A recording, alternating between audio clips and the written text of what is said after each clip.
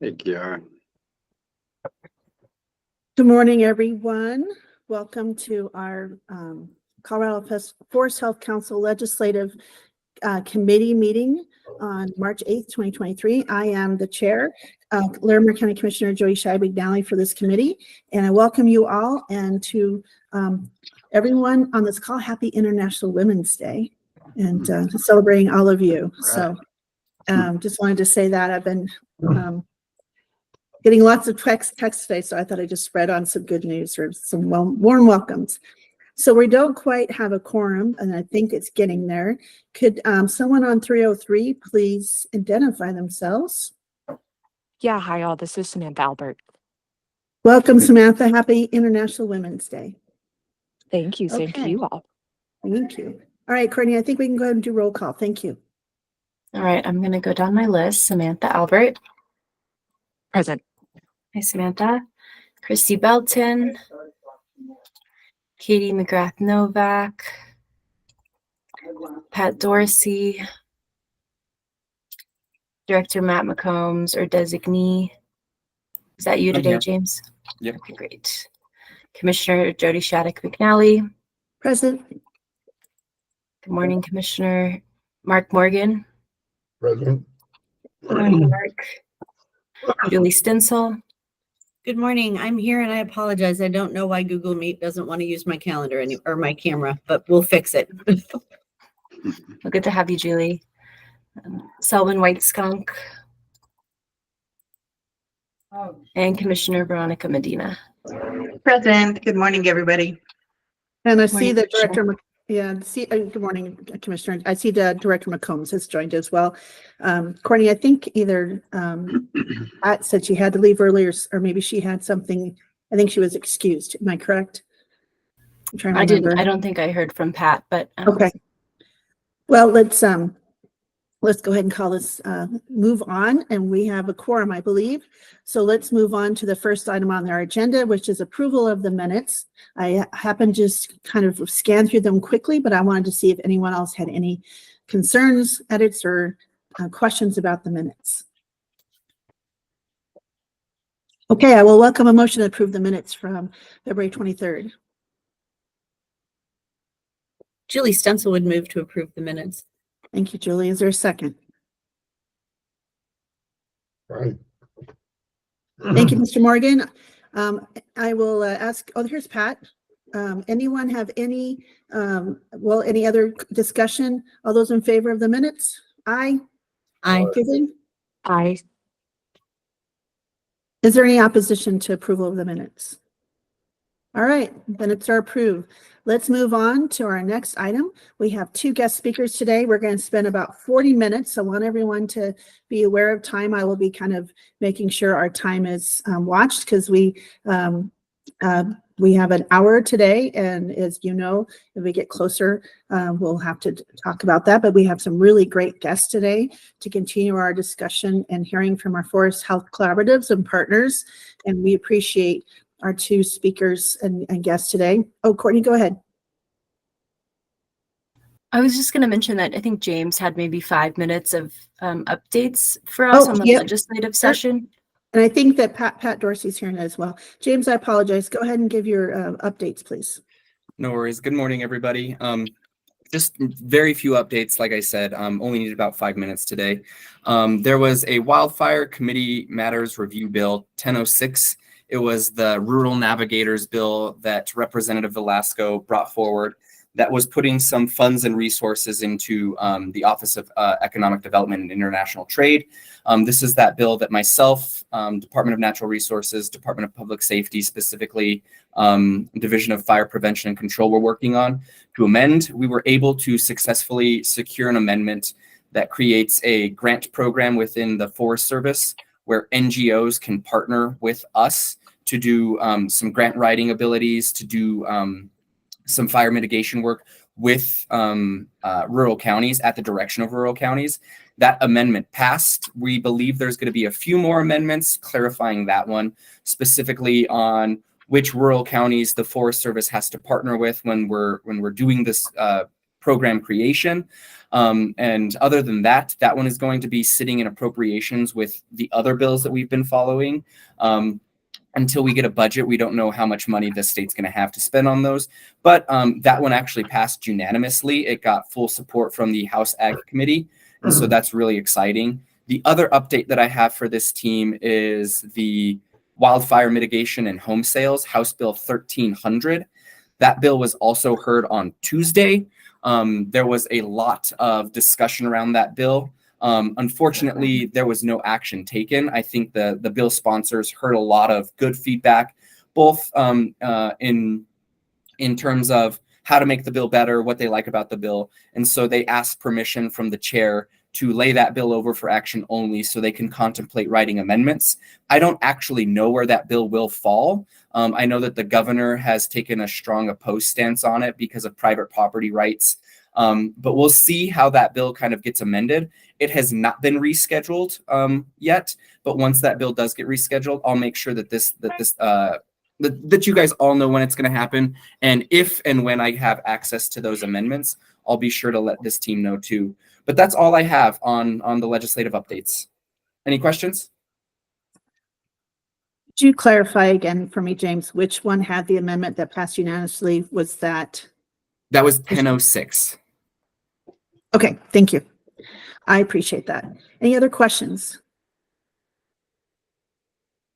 Okay, well, thank you, James. Lots happening. I've been listening into a lot of committees and testifying on other things as a commissioner, and certainly they've gone late nights, so I appreciate the service of our hardworking legislators. It's a lot going on. So we'll now move on. Thank you, James, for the updates, and we appreciate that so much. So now we're going to move on to our agenda, next item, which we have presentations from the collaboratives I mentioned, and they have both here, and I appreciate Daniel and Tiara Forrester. So I'll have them introduce themselves, but I think, forgive me, is it Tiara, for being here? You wanted to go first, and so the floor is yours, and I will help you manage questions. So go ahead and present. Did you have any screen share, anything you wanted to add or share with us? Nope, I'm gonna go old fashioned and just talk at you. Great. And Welcome. no worries on the name. My parents had a fun time with it. My name is Chiara Forrester. It's Italian, but I am not.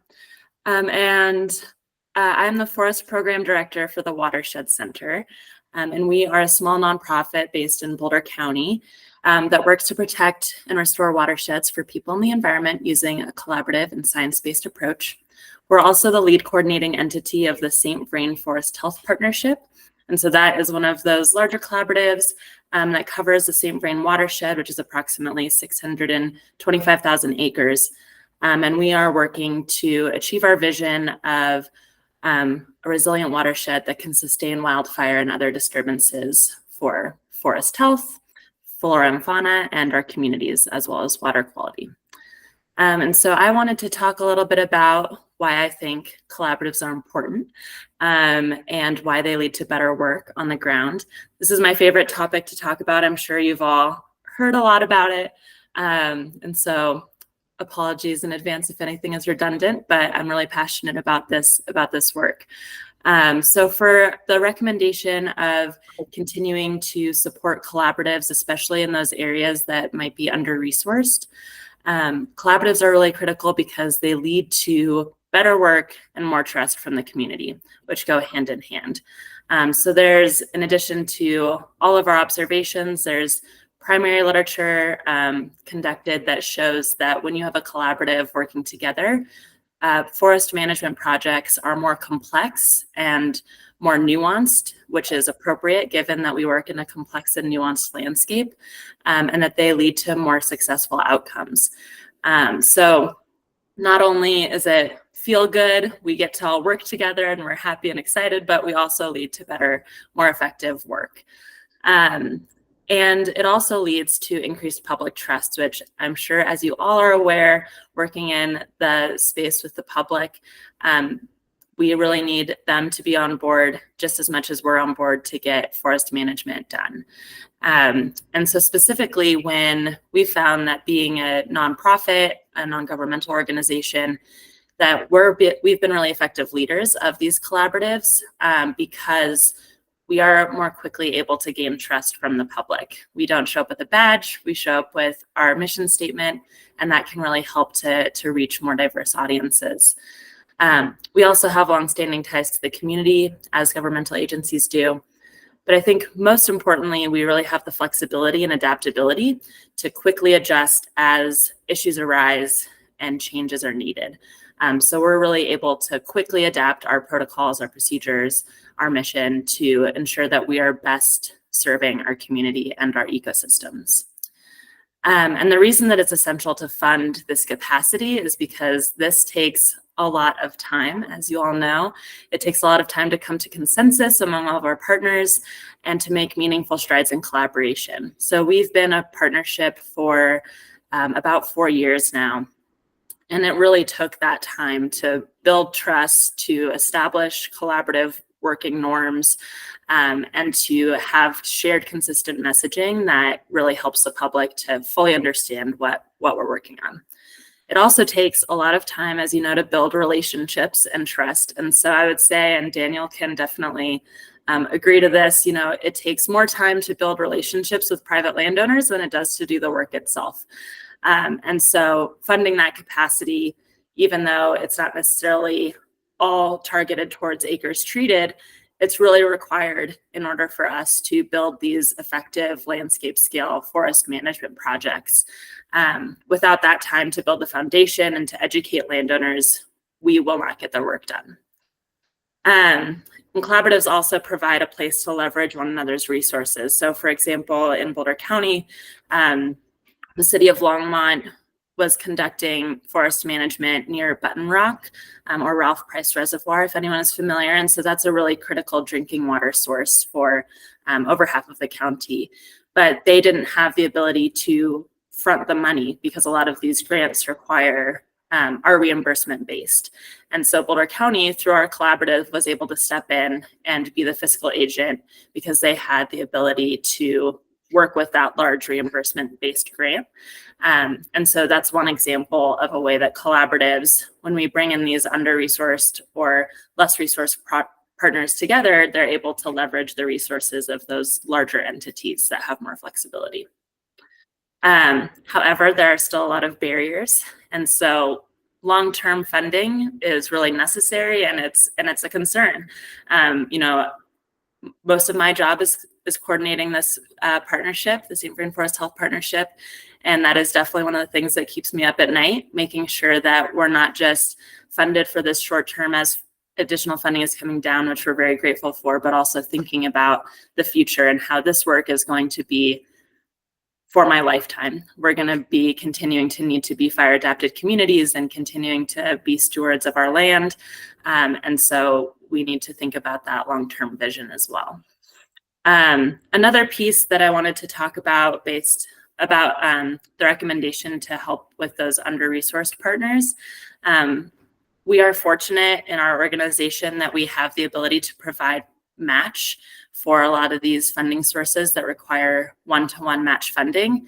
But I think that's going to be a really big barrier for new NGOs or younger partnerships to utilize the funding that's coming in. So much of the funding that's coming in is one-to-one match, and that really slows the process down. It's a big process of piecing together the puzzle of what match funding can work for what source, and then we wait until the match funding comes through in order to use the grant we've already been awarded, and that just slows our ability to get work done. And I also have the concern that those smaller NGOs or groups won't have that match to provide, but still need that capacity funding to start this important work.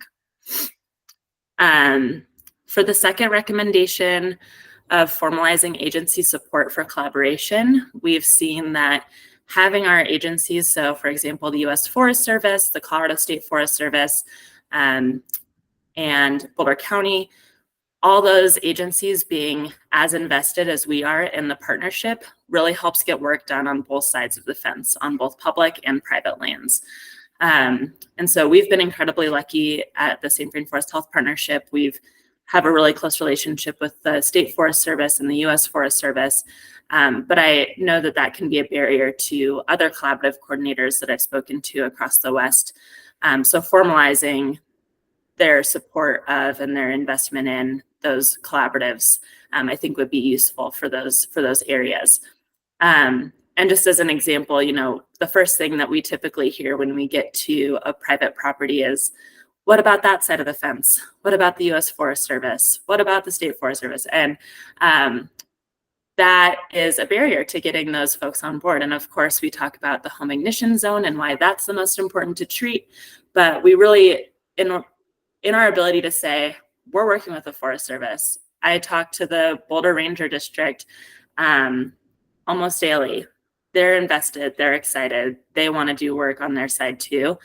We then get a huge response from those private landowners that are more willing to do work on their side of the fence as well.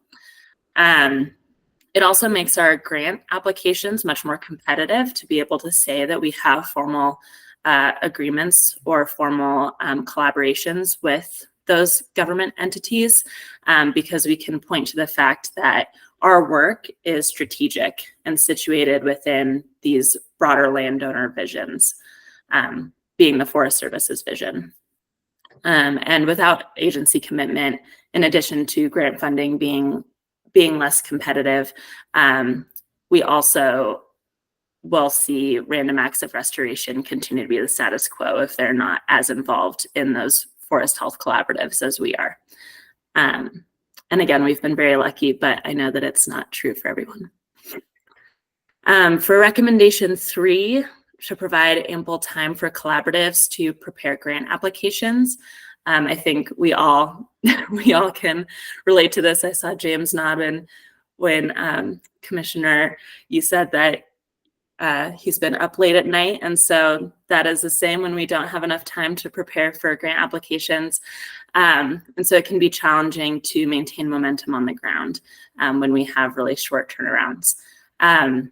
And we are lucky, again, at the Watershed Center to have capacity to capitalize on opportunities as they arise. We can be flexible with that, but that will be a barrier to a lot of these smaller groups that in reality only have one part-time staff member working for that organization. And then additionally, and beyond kind of just time to prepare, a lot of the grants that are coming down that are providing the ability for multiple entities to collaboratively fund and implement a project, that has been really successful in our experience. We had a Colorado Strategic Wildfire Program grant co-swap that led to an incredible amount of work done in really important locations. And so we've been really grateful to have those opportunities. And it takes a lot of time to come together as a collaborative and decide on specific places, spots of land that we want to do the work on. And so having the time to allow us to really come together and make sure that we're asking for the best project is always greatly appreciated. Daniel will talk about the prescribed fire recommendations. So I'll skip down to recommendation 5, which is about workforce development. And so I had suggested to Katie that we also have seen challenges not only on the contractor side, so those who implement forest management projects, but also on the forest management planning side, so our foresters and silviculturists. The Watershed Center recently went through a hiring process that finally ended this week. Congratulate me, please, to hire an additional forester or forest project manager. And it was a pool that had very few people who were qualified and really ready to just start on the ground running with writing forest management plans, which is a key part of getting this work done. We had a lot of awesome applicants with experience in other realms, but I think that looking forward, I've heard this from other entities as well, we also want to support the workforce of foresters, silviculturists, people who have that ecology background, who can design these forest management actions. In addition to, of course, continuing to support contractor availability, which will be our biggest barrier moving forward to increase pace and scale of forest management. And one suggestion that we've seen with Larimer Conservation District has been training and internship programs for foresters and silviculturists. That is not something that we have the capacity or the funding to be able to support short-term internships. And so programs that help to support that so that we can get these new graduates out of their forestry programs on the ground rolling, ready to apply their knowledge on the ground would be really useful. Thank you so much for your time. And sorry I didn't have any pretty pictures, but really appreciate the opportunity to talk with you all today. So I'm going to make a suggestion, unless then someone has a burning question, maybe we go ahead and have Daniel just roll into his presentation and we can ask the questions all at the end. Because it sounds like you guys are kind of reading from the document that we have had from last week. And I just want to take a moment to acknowledge that Pat Dorsey has joined us and Christy Bolton. So I want to welcome them both and thank you for being here. So unless someone has a burning question, I think we'll go ahead and let Daniel present, and then we can have some questions at the end. Thank you, Kiara. I appreciate your comments. All right, Daniel, I don't see any hands, so I'm rolling. So. All right, Great. Daniel, let's go. Thank you. Great. Thank you, Commissioner. I really appreciate it. And thank you, Kiara. That was, we're reading from the same script, that's for sure. And I'm going to echo several of the things that Kiara said and then really dig into this slash pile burning issue, prescribed fire issue in particular. And I'll also have some things to say about grants because that's how we do this, that's for sure.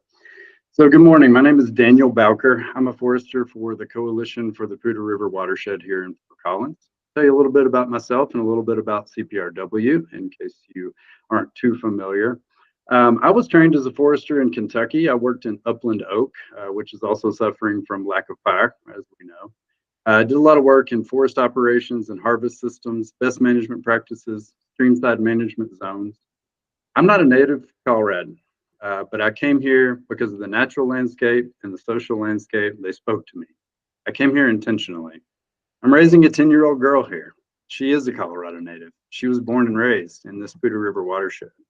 So I refuse to throw up my hands and hand her this place in the shape it's in. I know that all of us together can figure this out, which is why I love working for a watershed collaborative. I've been here for over half of our organization's history. We at CPRW and other collaboratives on the Front Range and all over Colorado, we're taking action. We innovate, we educate, sometimes we agitate. We manage and manipulate the landscape, and we're pushing the balance toward resilience. CPRW's mission is to improve and maintain the ecological health of the Poudre River watershed through community collaboration. We got our start after the High Park Fire in 2012 and the Front Range flooding in 2013, and started out doing a lot of stream restoration work. We figured out how to bring partners together to prioritize, plan, fund, and implement restoration work for public benefit. We have expanded our focus to forest treatments to change how fire burns through the landscape. We completed an Upper Poudre Watershed Resilience Plan in 2017, and we've just revised it this year in the light of the Cameron Peak Fire and a whole lot of new data. And this shows us the highest priority areas for us all to work. Our job is to prepare the landscape and our communities for fire and let fire do its beneficial work on the landscape that it used to do. So before, you all probably heard the Northern Colorado Fireshed Collaborative, which is a big umbrella organization we have here in Northern Colorado. Kiara and her organization are part of that as well. 30 plus entities and organizations working towards these same goals. Before the Fireshed Collaborative, we were doing small treatments. They're hard to fund. Grants at the time really only covered acres, not the outreach, not the project development, all the stuff Kiara spoke to that is so important to get this work done. The match requirements are tough. A lot of them are one-to-one. It takes multiple grants to get a project done. Sometimes this leads to long timelines. Landowners that you contact waiting for assistance that may or may not ever come. So in the beginning of the Fireshed, which like a lot of things in Fort Collins has an origin story or an origin myth on the back of a napkin at a local brewery. But when those people, smart people, got together and started to form this collaborative, we knew that the first projects we were doing were based on who we knew, connections we already had in place. We knew we had to get past those small disconnected treatments that we were doing. We have an absolute checkerboard, a real checkerboard if you look at the map of ownership up here, and we have to work across boundaries to get to scale. So collaboration and a focus on landscape scale, that should lead to larger, more effective treatments. Pace and scale, you've heard it a million times. I'm sick of that phrase, but it captures what we're trying to do, pace and scale. So we decided we'd figure out what the Forest Service was planning, the U.S. Forest Service was planning, and prioritize private lands treatment strategically around those larger U.S. Forest Service plans. You all have heard of the Magic Feather Collaborative Burn Project on the Northern District up here. They're trying to do about 6,000 acres of prescribed fire, treatments and prescribed fire across boundaries. And so back in 2019, CPRW got some American Forest Foundation funding and sent out postcards. We started a website, made a bunch of phone calls, knocked on a bunch of doors, ended up contacting about 300 private landowners around that Magic Feather prescribed fire planned area. We targeted folks that had over 20 acres that were within 1 mile of Magic Feather to really think about that strategic location and how to set up treatments for maximum effectiveness. This was highly effective. I did 35 or 40 site visits off of these postcards and phone calls and that kind of thing. I learned a big lesson there too. Don't overpromise. Don't say, yeah, I'll be right back with $250,000 and we'll get this done. It takes a little bit, it takes a while, but it did create a pipeline of work. And those community connections have proven vital in everything we do. Everything from the Elkhorn prescribed fire escape back in 2019, the Cameron Peak fire restoration, to facilitating Black Diamond planning through the U.S. Forest Service. Their planning, their rollout, and their upcoming implementation. Those connections are critical. Now, to get treatments done on public lands, we have the U.S. Forest Service. We've got the Colorado State Forest Service, Division of Fire Prevention and Control, Parks and Wildlife. On public lands, increasing pace and scale is mainly a matter of horsepower. More money, more people, more work. But on private lands, it's different. The responsibilities on the landowner, maybe an HOA or a road association, fire district if you're lucky, with state, Forest Service, or other NGO, mainly assistance. The grants, the funding structures, they're from a different era. They're reimbursement based. They're one-to-one match. We hear about skin in the game. I tell you what, living in a fire-prone landscape means we all have skin in the game. That's for sure. The Front Range Conservation Districts, the NRCS affiliated conservation districts, have found a way, and not through lack of effort. It took them a while to push those former funding and planning structures into something that better meets the scale of this issue. They have changed the old Farm Bill assistance structure, which was designed as a cost share for private landowners to do the work themselves at a very small scale, into a new structure where the landowner assigns the assistance funding to the conservation district. Conservation district aggregates that funding, hires a contractor, and does more acres for a better price. That increases the efficiency and the effectiveness of those treatments. But due to contractors scaling up, due to economics, efficient and cost-effective treatments mean operations are mainly limited to properties with gentler slopes, better access, where you can get big machines. It's very hard to work on the smaller, steeper, harder to reach properties under this system. We all know that it costs about as much, right, Kiara, to do 10 acres as it does 100, based on those fixed project development and management costs. But we also know there are critical locations to treat that are being missed. You all probably read that Colorado Water Conservation Board white paper back in 2021. It called out the areas that are steep, that are tougher to get to. Those are areas that are critical to treat. They are tougher access. They are further from roads. They are topographic features like steep slopes, chimneys, the potential to spot, throw embers over long distances. And we know from Cameron Peak fire behavior that the fire gained a lot of energy and went on big runs by accessing that steep, dense stuff.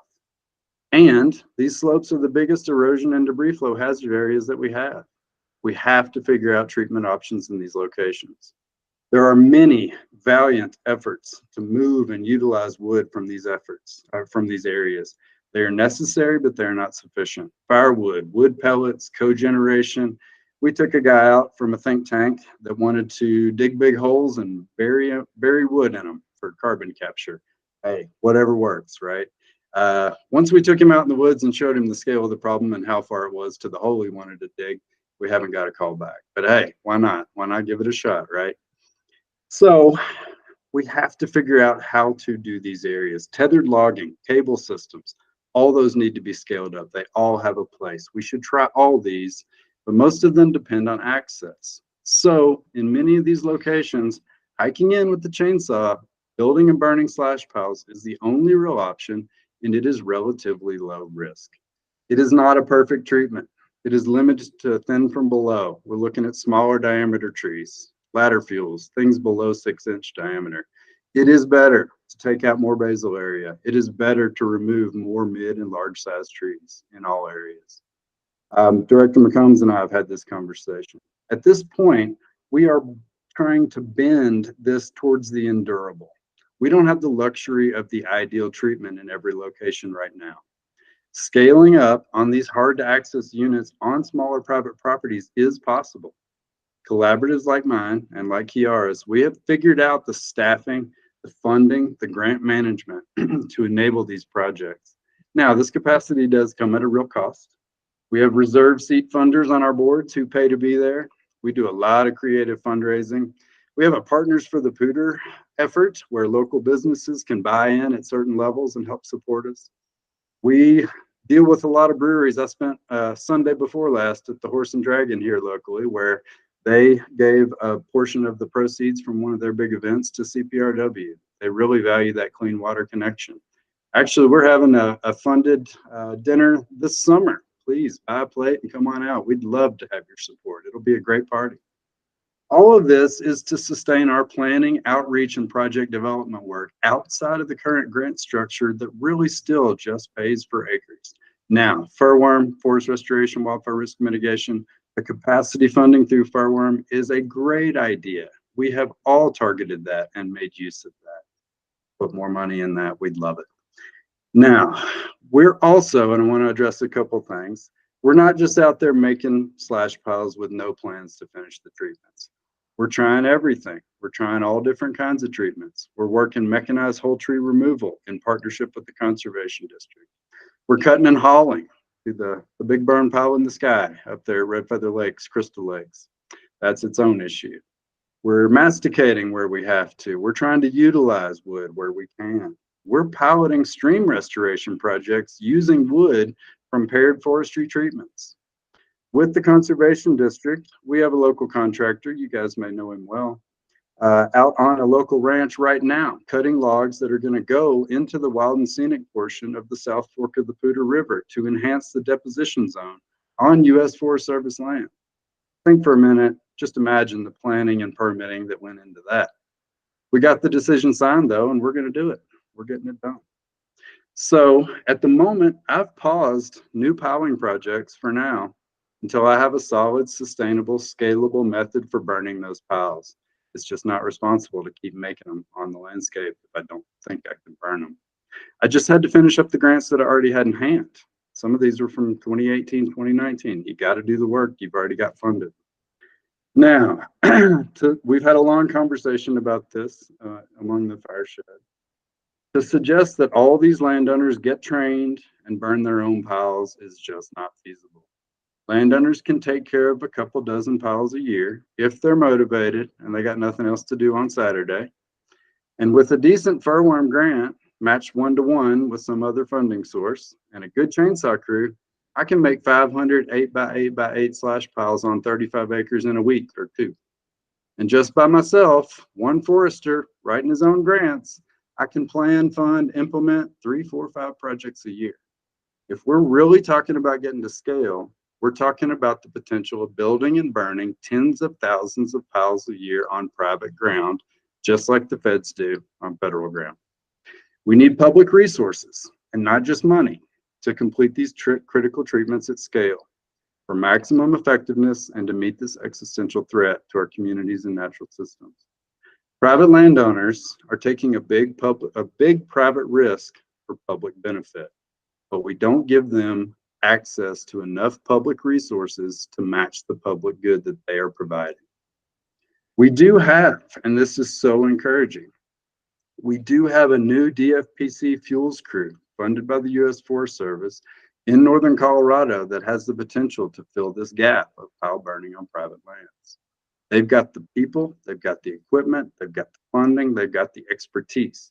They, and I've talked to many of them over the past couple of years, they are making a good faith effort to figure this out and help, but they're held back by liability and capacity issues. Now, another thing I want to acknowledge, there is real liability involved in burning stuff in the woods. I think we all know that. We have a really good lawyer too here at CPRW. I'm not saying just go burn stuff, it'll be fine without taking this into account.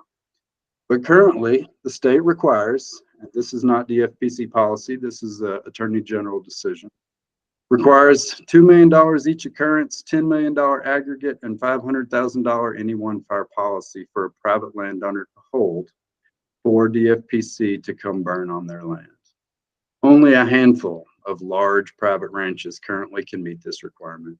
There's an equity issue in who we're serving here. This can be waived, which is encouraging, but why make it a hurdle that has to be gotten over? Private landowners also have to release all liability in relation to gross negligence of the licensee, which would be the state or DFPC. If the state's grossly negligent, which I find hard to believe anyway, very unlikely, why is that on the landowner? You also have to sign over long-term POW monitoring. DFPC is not able to do that long-term POW monitoring to make sure things are out. That is the landowner's responsibility.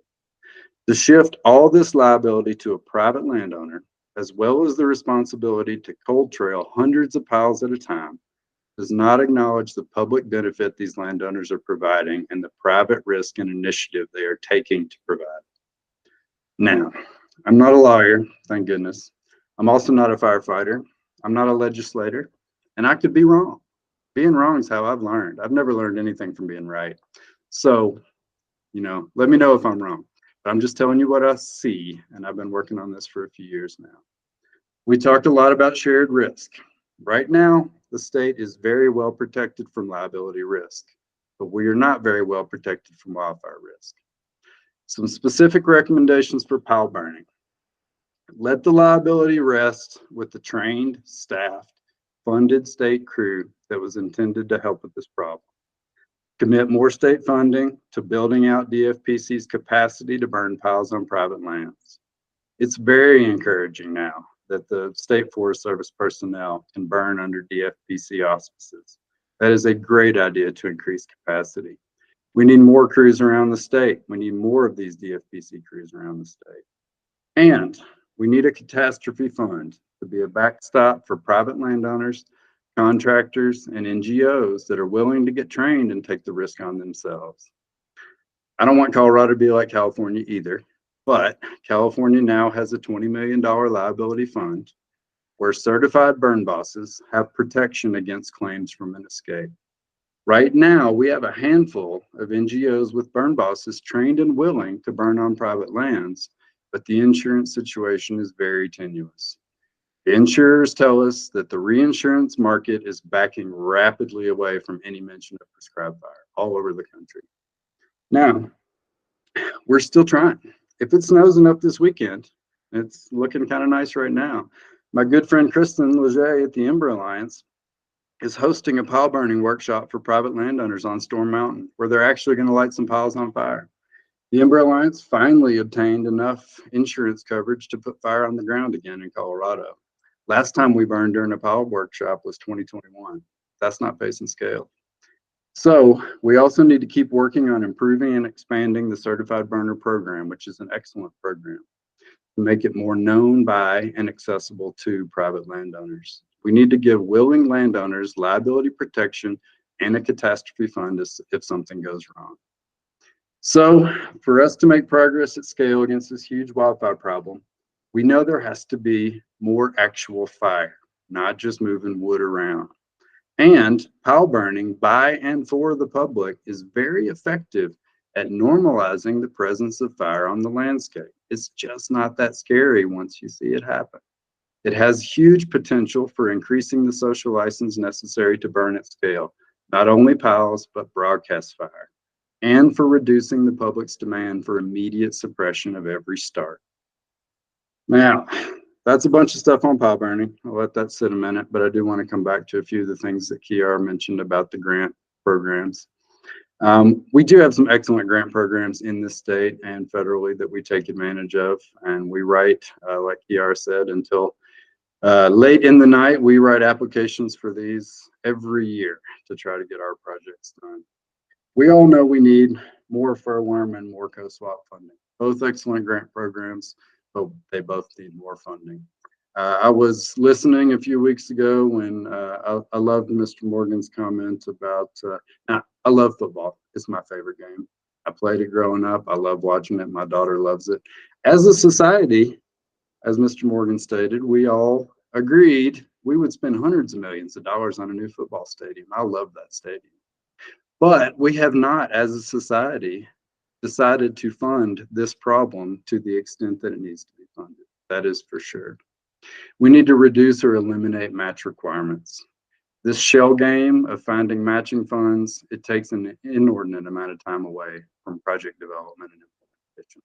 The skin in the game concept, that's from a previous era. It is not very useful anymore in the challenges that we face. I would consider, and I know this is a tough one, I would consider fronting that money rather than making it reimbursement based. Furworm reimbursements themselves have gotten so much faster. That enables us to function so much more efficiently. But even recently, to wrap up a really beautiful collaboration project with the Larimer Conservation District, my organization had to put up $136,000 in 1 month to get the contractor paid and wait on a reimbursement. That reimbursement came fast. But even with a lightning fast reimbursement, that's a slightly precarious position for a small nonprofit. We also need to eliminate this color of money game. If we have to have match ought to be match, regardless of where it came from. We spend all kinds of time figuring out if this funding source will match with that one and then trying it and it fails and trying again. So those are a lot of things that are on my mind as we go through this process. I really appreciate the time. I really appreciate the attention. Like I said, I could be wrong about all this. I hope I'm wrong about some of it, but those are some of the things that I see in our efforts, collaborative efforts to scale up and meet this problem. Thank you very much. Thank you both for your presentations and comments, and a lot of good information there. And I have to share with you that I also, even as a government, local government, we have trying to go for broadband and other things. We have trying to scrambling, trying to find matching funds. So we're also with you that it is hard to piece this all together. So, but I want to thank you for your comments and being here today. Colleagues, does anyone have any questions? Please raise your hand and we'll kind of get through these. I know these are it's great to hear from folks with the boots on the ground, both great projects, but kind of follows those lists that we got last week. Any questions? I don't see any hands. Mr. Morgan. Maybe more of a comment, but you mentioned very accurately that the size of the projects cause a lot of problems. I was absent from your last meeting because I was in Oregon looking at tethered harvesting systems and the feasibility of it. And basically, to make things work, I was speaking with Ken McDonald, who owns Tiger Cat Corporation, and they're the biggest builders of forestry equipment anymore. And his new mantra is no boots on the ground, no hands on the wood. They basically had to virtually totally mechanize to try to find a labor force that they can utilize. In so doing, the equipment that allows you to work that steep ground gets larger and larger. It has to be able to do the work you want to do. So here in Colorado, access becomes absolutely critical.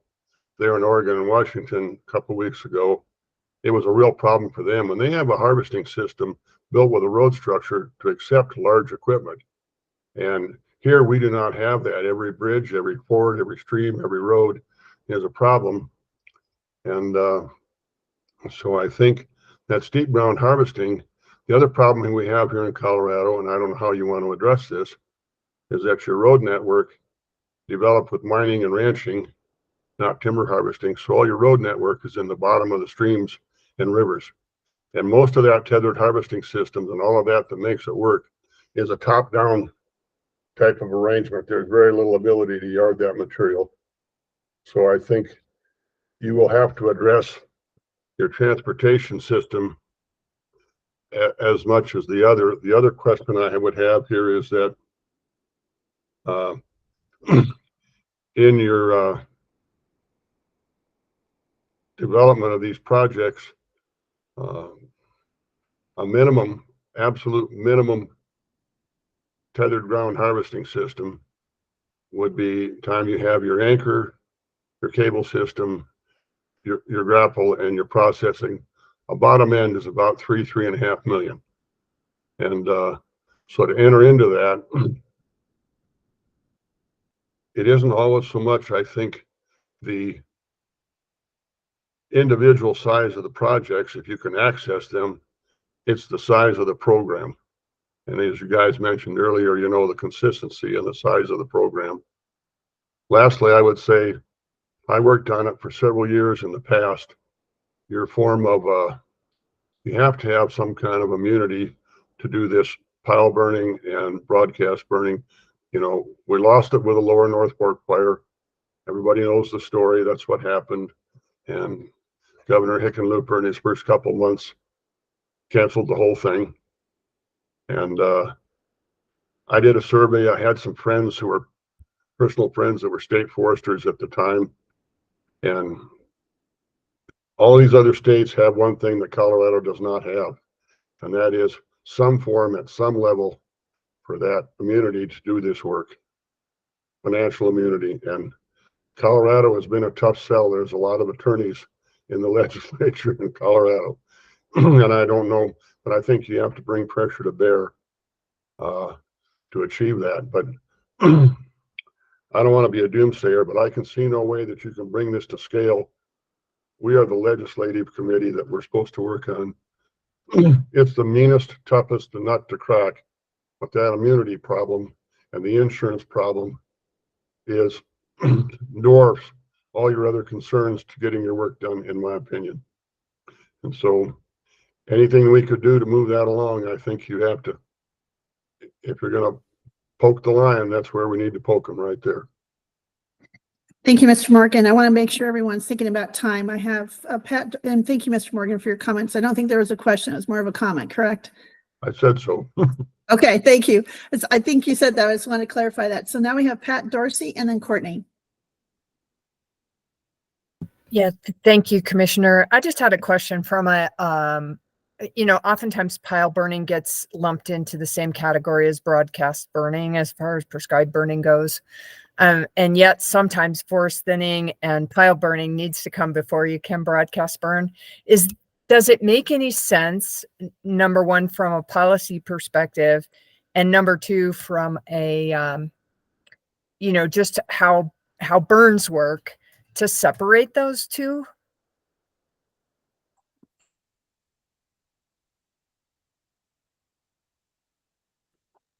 Let's see, to separate, give me just a little more information to separate which parts of this, I'm sorry.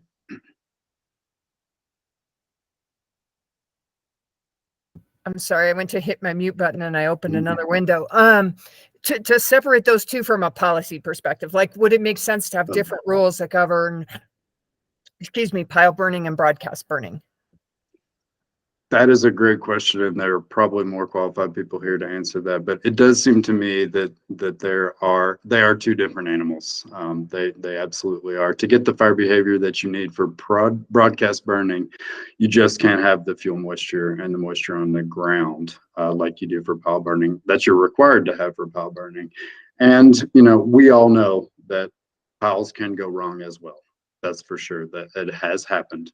It is an incredibly small risk as far as, comparing it for sure. So I think from a policy perspective, they are really two different things.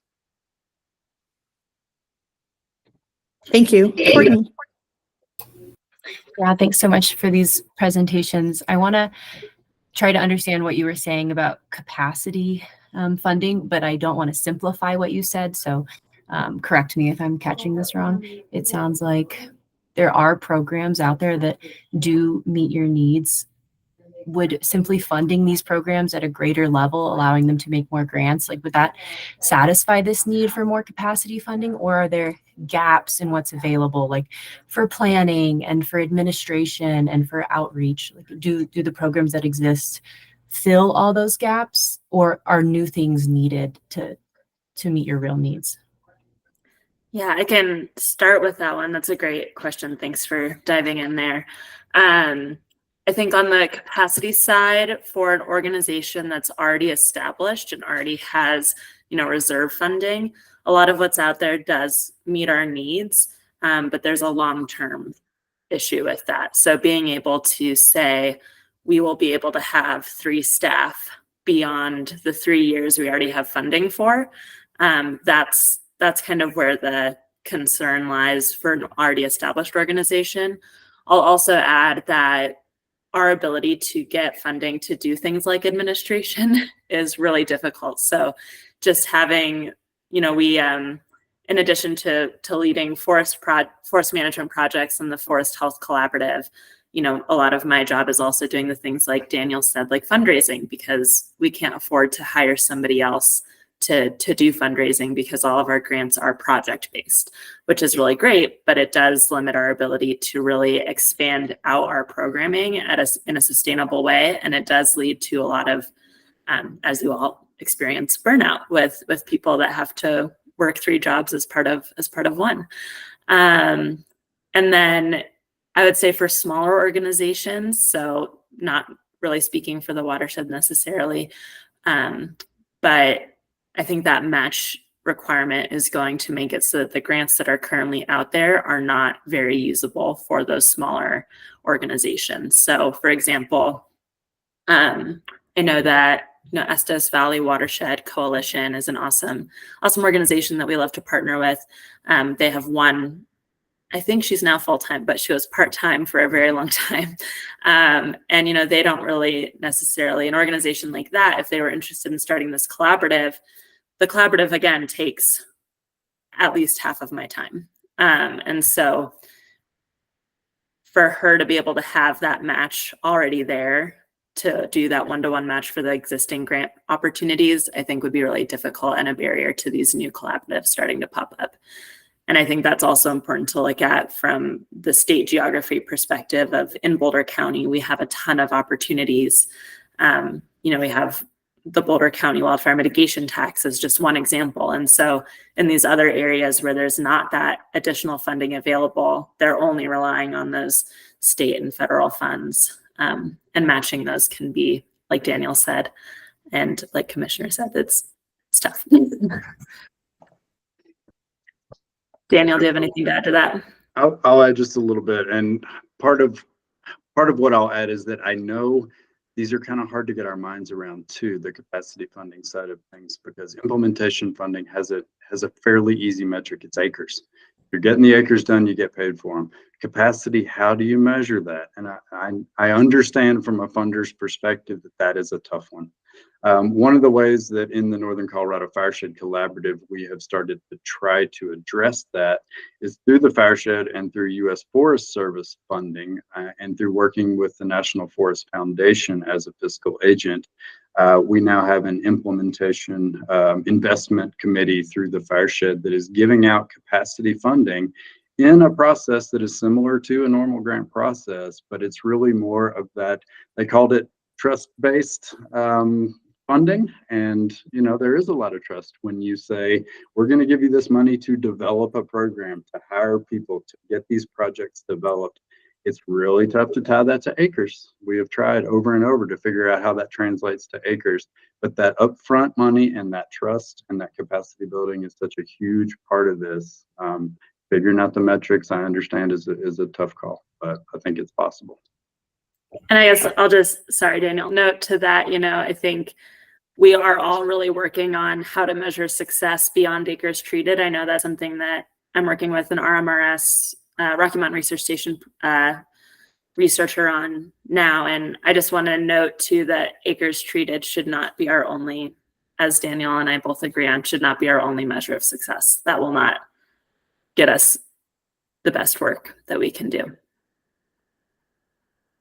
No, I want to ask a real quick question, make a comment, then we'll have Mr. Morgan, and then we're going to have to not get to the rest of our agenda today since we have a few more questions. But I wanted to share that I think when you talk about trust and education and working with all these partners, I think that's a really important thing. And for you all as NGOs to also, speak about the trust and the collaboration from local governments, because you can't do this without local governments, right? And we can't do this without you. And we have, Larimer County, I fought really hard. We doubled our fire mitigation grants to 100,000, which doesn't sound like a lot, but we have these grants. But one thing that we have a component of that, because we've built 17 resiliency hubs throughout Larimer County, there wasn't, and I think, Daniel, you're very aware of that. It's a social component with our grants that we're doing. And the reason we do that for private landowners, we want them to make this a community building activity to build that trust with the partners and the local government and the landowners. So they're all working together. And so that is an requirement of our local grant program through Office of Emergency Management. And that's kind of based on our resiliency. So I don't know if you've ever seen that, where part of those grants are kind of also that community building component on some of these. Yes, ma'am, absolutely. And I would really like to say how much that community mitigation grant has changed the game in some of our communities in northern Larimer County. You know very well that Josh through OEM is working so hard to get those out to these communities. And through that community wildfire protection planning process that we were all part of, helping them kind of really think through their risk, face their risk, and figure out what they can do. I read a letter of support just yesterday for a community group in Glacier View that just needs more equipment, and they are planning and implementing these things on their own. We're consulting with them on the slash management side of things. What are you going to do with all those trees you cut? That kind of thing.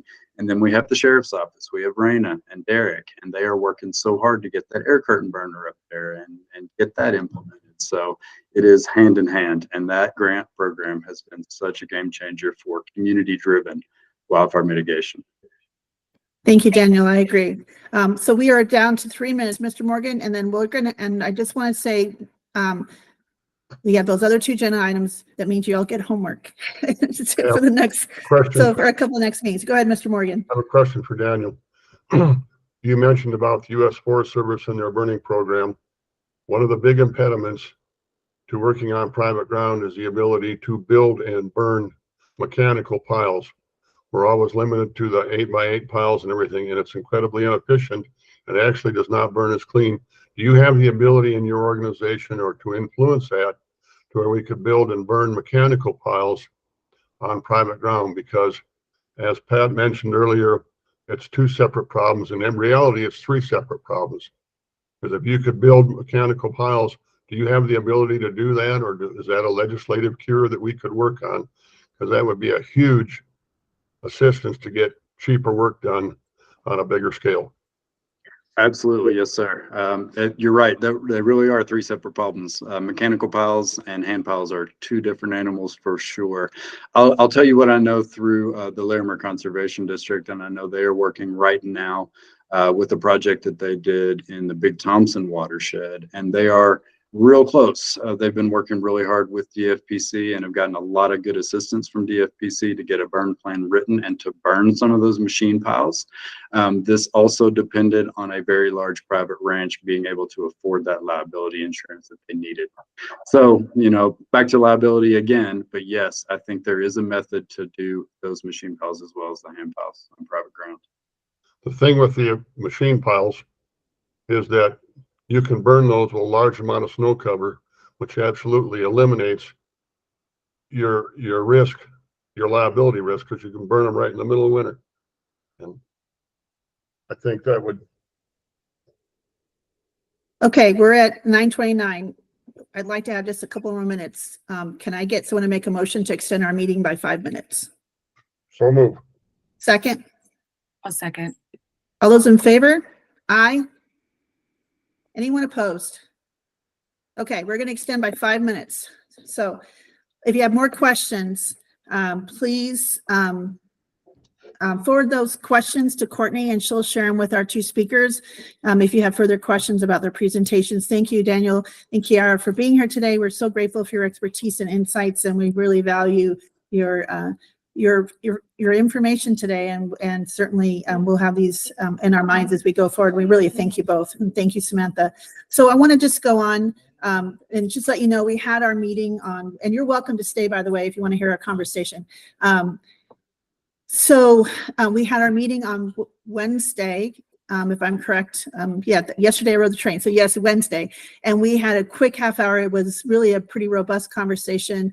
There was a few of us there just kind of starting to look at that list and kind of going through some of the Forest Collaborative's recommendations and trying to also some of the other ideas and trying to narrow that list. And we're trying to look at that list to kind of look at what we probably is not in our lane and what we, so when we start talking about the things and recommendations we're going to start to narrow on, we don't want to have some things, we don't want to have a huge list. So we're trying to narrow that down. And so you have something to work from instead of a big, long, huge list or a blank piece of paper. We're trying to get something to work for our deliberation pieces. And it was a really productive meeting. I think those that are here in the room, I hope you agree. I see nodding heads. So that's, yes, thank you. And so we have, and I want to remind everyone, if Courtney, if you wouldn't mind putting up the timeline so we understand the next meeting, what our task is, because I think we're going to start deliberation for the 2025. Is that correct? Yes, that's right. I think I'm sharing our calendar. Let's see. So this week we just had our final presentation, and the next two meetings, so next in 2 Fridays and 2 Fridays after that, we're going to have deliberation meetings. So during those meetings is when we need to really flush out the recommendations. Those are both the legislative recommendations and any administrative recommendations. Our plan was then to share them with the full council and invite the council members to attend our meeting, our first meeting in April, so that people could ask questions and participate a little bit in the process. And then our plan is to have the full council vote and approve the recommendations at our April full Forest Health Council meeting. So we have 2 meetings of deliberation.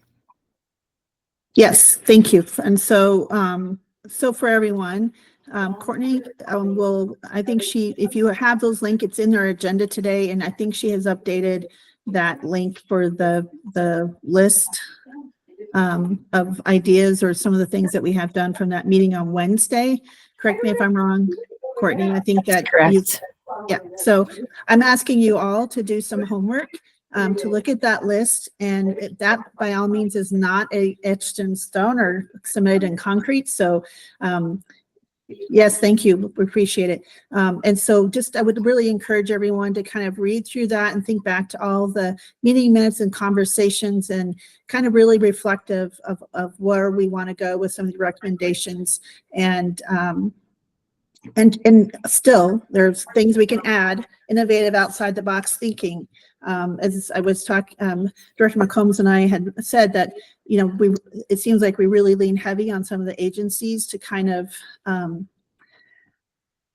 provide some of those recommendations, but we're all here on this Forest Health Council to bring perspectives and thoughts, and maybe there's something that we haven't thought of or that you all want to kind of tease out from some of those presentations, or what you're hearing from your perspectives or your universes of experience or work experience. We have such a diverse group here, and you all have such valued and really powerful perspectives and experience. So I just want to encourage you to also think outside the box and innovatively for that list. So any other questions or concerns? But I really want to encourage you all before our next meeting to kind of read through that, make some notes, and we'll be ready to roll. Because we, as you know, the last time we went a little over, and we had some pretty robust discussions. So I'm hoping we'll all be ready for that.